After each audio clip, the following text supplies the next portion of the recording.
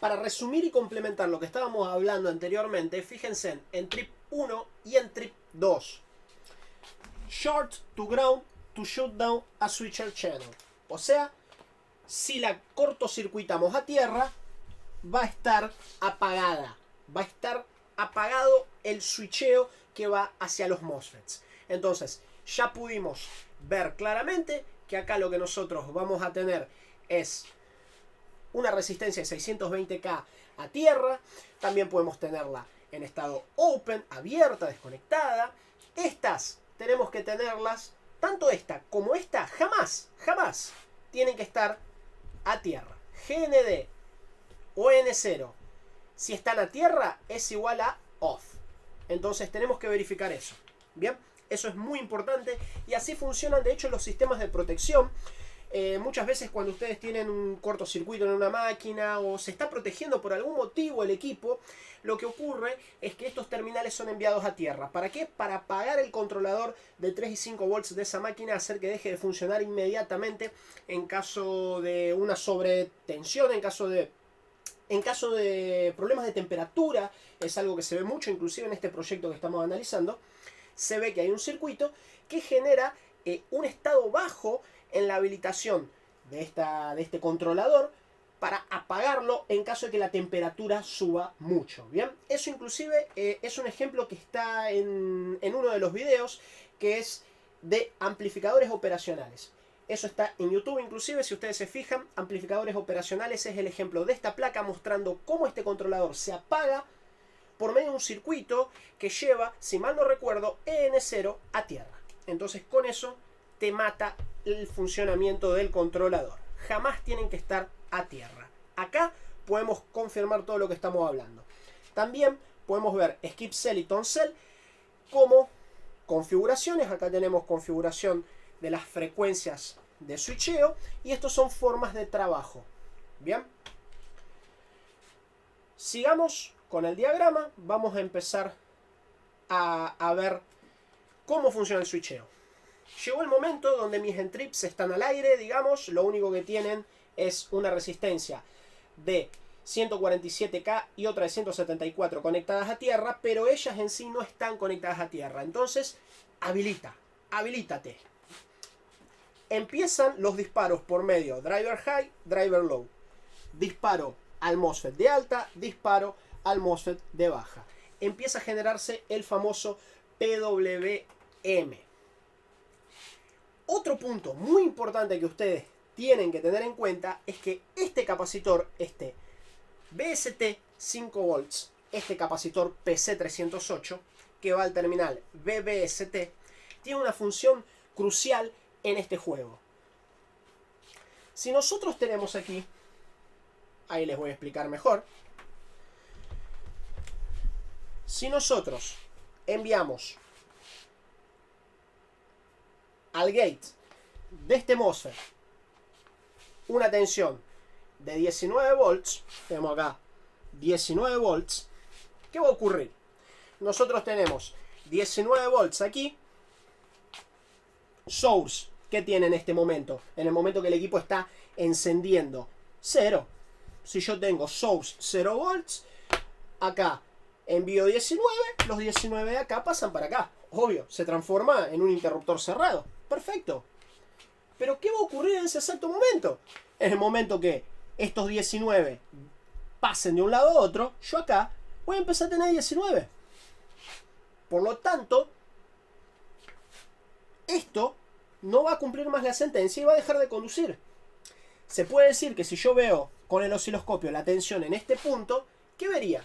Yo vería, no tengo nada, envío los 19 volts, ¡viva! Ahora empiezo a tener 19 volts ahí en la bobina. ¿Por qué? Los 19 de arriba van abajo.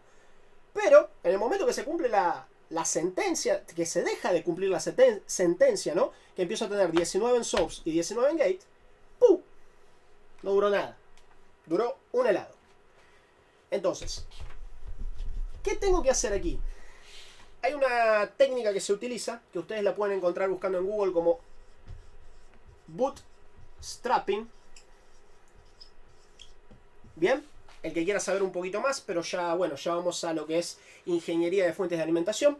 Entonces no voy a entrar en tantos detalles, pero bueno, vamos a hablar más o menos cómo funciona. Pero el que quiera saber más detalles puede buscar esto en Google. Hay información en foros de ingeniería principalmente. ¿Cómo va a funcionar este chiste? Internamente, este terminal BBST está conectado a mi VREG 5. Mi regulador de 5 volts tiene un diodo y una conexión a este punto. Con eso, yo siempre voy a tener 5 volts aquí. En el momento, aquí adentro yo tengo un circuito, ya lo vamos a ver mejor. Y en el momento que yo empiezo a tener 19 aquí, estos 19 vuelven al integrado, se suman con estos 5 y se disparan por este lado del driver de alta para que acá llegue un pulso de aproximadamente 24 volts, que son 19 más 5. Los 19 que pasan de acá para acá se suman con 5 que ya había aquí y entonces se genera un pulso de 24 volts en el gate de alta. Como sé que ustedes están mareados, tal como el primer día que yo vi eso, vamos a revisar un poquito aquí el datasheet nuevamente, que tiene una imagen que creo que nos puede ayudar.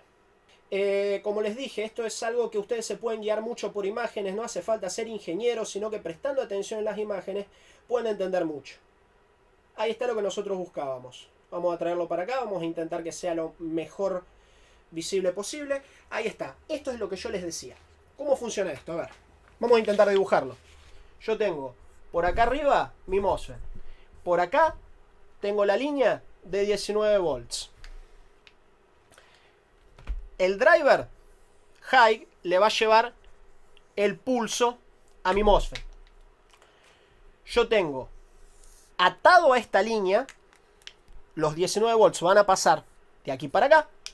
Y atado a esta línea, yo tengo un capacitor en serie y una resistencia. Que bueno, no la voy a dibujar aquí, pero el capacitor en serie es lo más interesante. ¿Qué es lo que va a ocurrir? Este capacitor siempre va a estar cargado con 5 volts por medio de esto. Aquí siempre voy a tener 5 volts.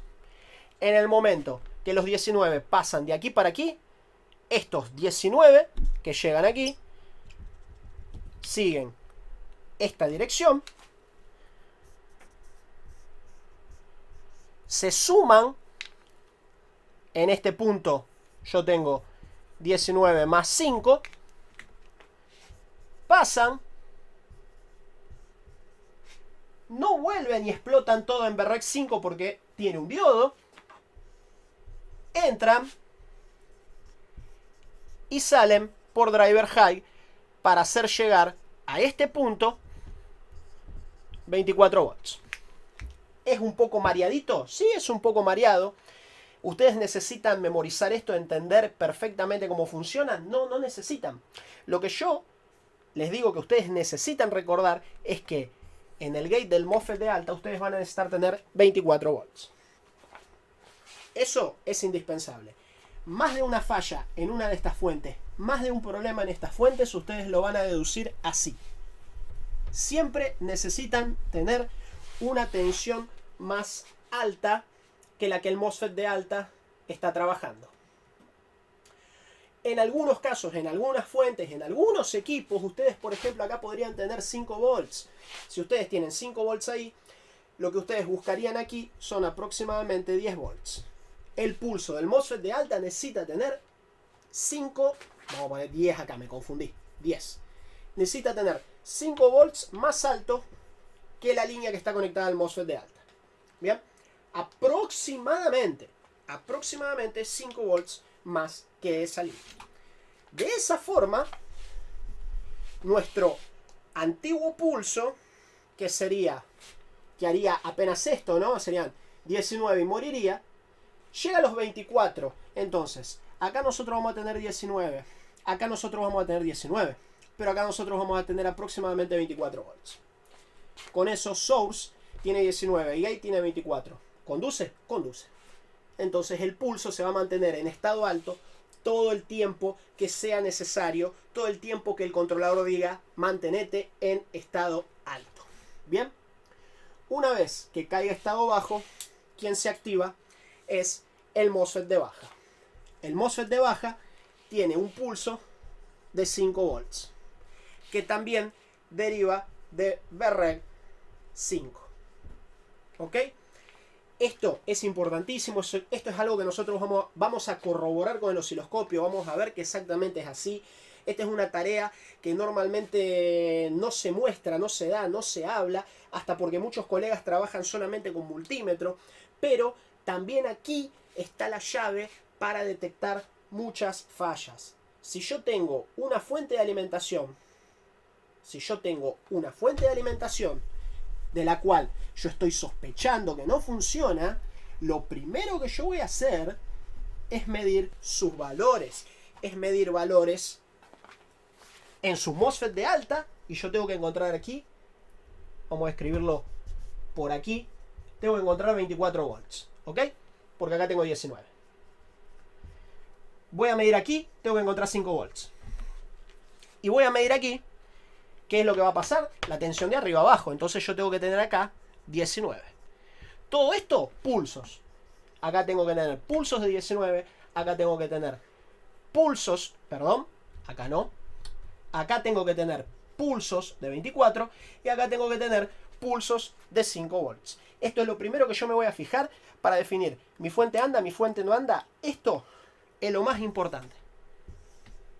Si esto se cumple, al menos durante un breve periodo de tiempo, y eso lo vamos a ver, como les dije, con el osciloscopio, porque ¿qué ocurriría si nosotros tenemos un cortocircuito a la salida? Si nosotros acá a la salida tenemos un componente alterado, una resistencia muy baja, un cortocircuito, una fuga, lo que sea, esto se va a desarmar, esto se va a apagar, pero va a funcionar por un breve momento hasta darse cuenta que tiene un enemigo a la salida, y después se va a desactivar.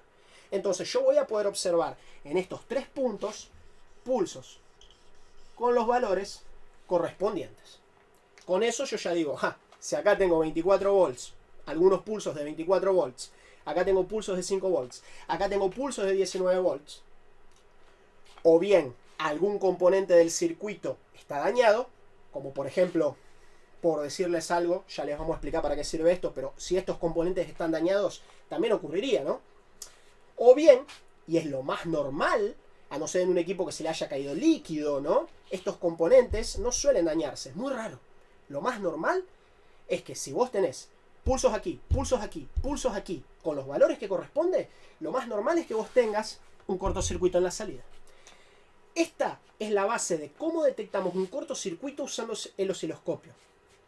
Hacemos capturas de pulsos para detectar si los valores están correctos.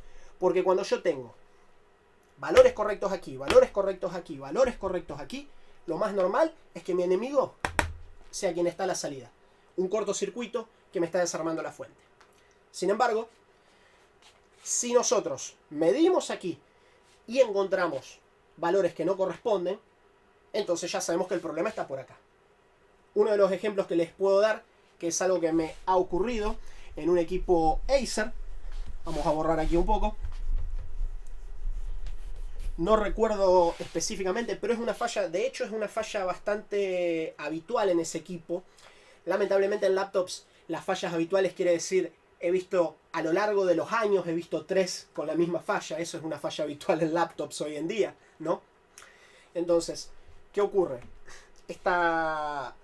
En ese equipo Acer, nosotros teníamos una bobina aquí, justo antes de llegar a nuestro controlador, a nuestro MOSFET de alta, perdón.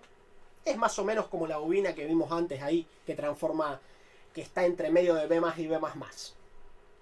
Entonces esta bobina solía desoldarse.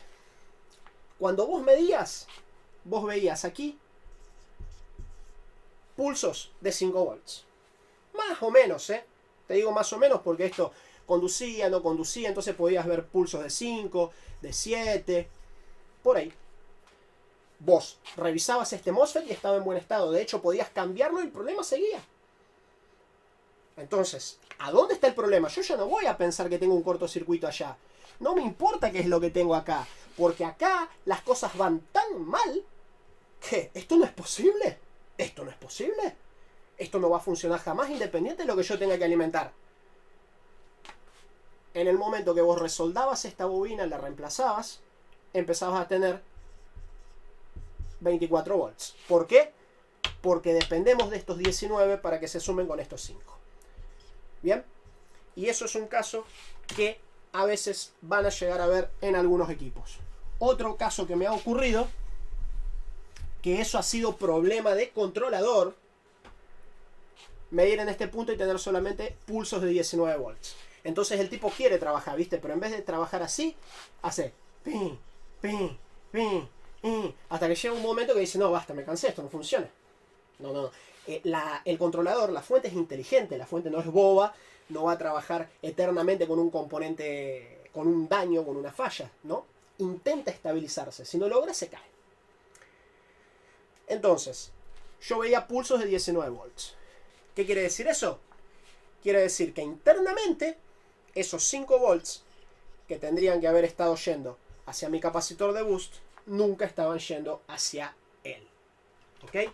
Solución, cambio del controlador, vuelven los pulsos de 24 volts al gate del MOSFET de alta y empieza todo a funcionar normalmente. Entonces, esto es el principio básico, que ustedes recuerden. Aquí, pulsos de 24 volts. Y lamento estar repitiendo, pero necesito que ustedes anoten esto. Necesito que les entre en la cabeza esto. Acá, pulsos de 5 volts. Y acá, esto no es ohm, sino que son pulsos. Bien, no confundan. Y acá en la bobina, pulsos de 19 volts. Esto es lo primero que ustedes van a revisar en una fuente que ustedes sospechen que está fallando. Que los pulsos estén como corresponde. Ojo, por favor, no se confundan. Primero todo lo que vimos antes. Que esté alimentado, que esté habilitado. Si tiene sulfato, verifiquen que los terminales de configuración no estén cortadas esas pistas. Verifiquen que los componentes estén como corresponden. Si nosotros tenemos, por ejemplo, esta resistencia carbonizada, debido a que se le cayó líquido, obviamente que esto no va a funcionar. Entonces, verifiquen que esté todo visiblemente en buen estado. Y si tenemos alimentación, reguladores, habilitación, o sea, 1, VIN, 2, EN0, 3, reguladores. Si tenemos 4, configuración, que son los terminales que vimos, TON, SKIP. Estos nombres pueden variar dependiendo del proyecto, dependiendo del controlador.